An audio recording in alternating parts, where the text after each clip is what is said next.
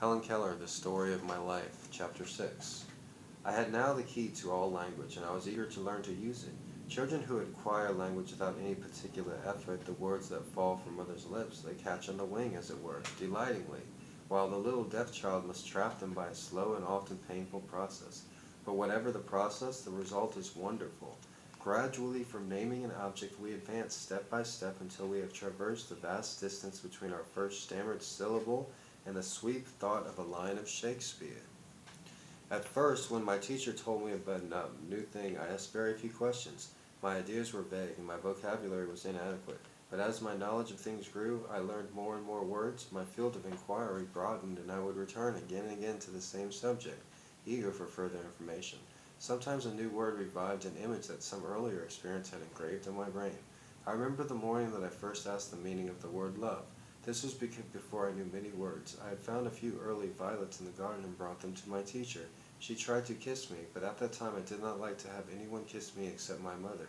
Miss Sullivan put her arms around me and spelled into my hand, "I love Helen." "What is love?" I asked. She drew me closer to her and said, "It is here," pointing to my heart, whose beat I was conscious of for the first time. Her words puzzled me very much because I did not then understand anything unless I touched it. I smelt the violets in her hand and asked, half in words, half in signs, a question which meant, "Is love the sweetness of flowers?" "No," said my teacher. Again I thought the warm sun was shining on us. "Is this not love?" I asked, pointing in the direction from which the heat came. "Is this not love?" It seemed to me that there could be nothing more beautiful than the sun, whose warmth makes all things grow. But Miss Sullivan shook her head no, and I was greatly puzzled and disappointed. I thought it strange that my teacher could not show me love. A day or two afterward I was stringing beads of different sizes in symmetrical groups, 2 large beads, 3 small ones, and so on. I had made many mistakes, and Miss Sullivan had pointed them out again and again with gentle patience. Finally I noticed a very obvious error in the sequence, and for an instant I concentrated my attention on the lesson and tried to think how I should have arranged the beads. Miss Sullivan touched my forehead and spelled with decided emphasis, "Think." In a flash I knew what the word was, the name of the process that was going on in my head. This was my first conscious perception of an abstract idea. For a long time I was not thinking of the beads in my lap, but trying to find a meaning for love in the light of this new idea. The sun had been under a cloud all day, and there had been brief showers, but suddenly the sun broke forth in all its southern splendor. Again I asked my teacher, "Is this not love?" "Love is something like the clouds that were in the sky before the sun came out," she replied. Then in simpler words than these, which at that time I could not have understood, she explained, "You cannot touch the clouds, you know, but you feel the rain, and you know how glad the flowers in the thirsty earth are to have it after a hot day. You cannot touch love either, but you feel the sweetness that it pours into everything. Without love, you would not be happy or want to play."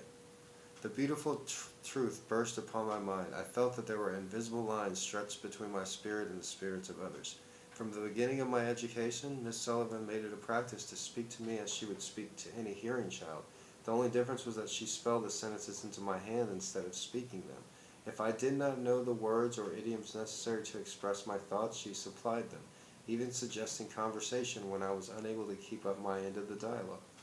This process was continued for several years, for the deaf child does not learn in a month or even in 2 or 3 years.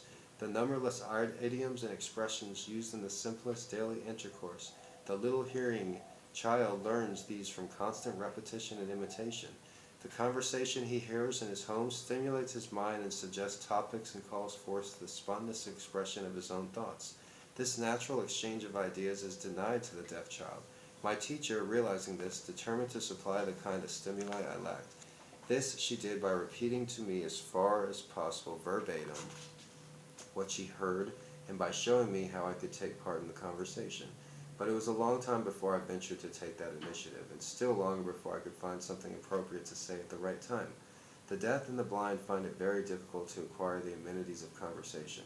How much more this difficulty must be augmented in the case of those who are both deaf and blind. They cannot distinguish the tone of voice, or, without assistance, go up and down the gamut of tones that give significance to words, nor can they watch the expression on the speaker's face and look is often the very soul of what one says. A look is often the very soul of what one says. It's a great ending to chapter 6, Helen Keller's autobiography.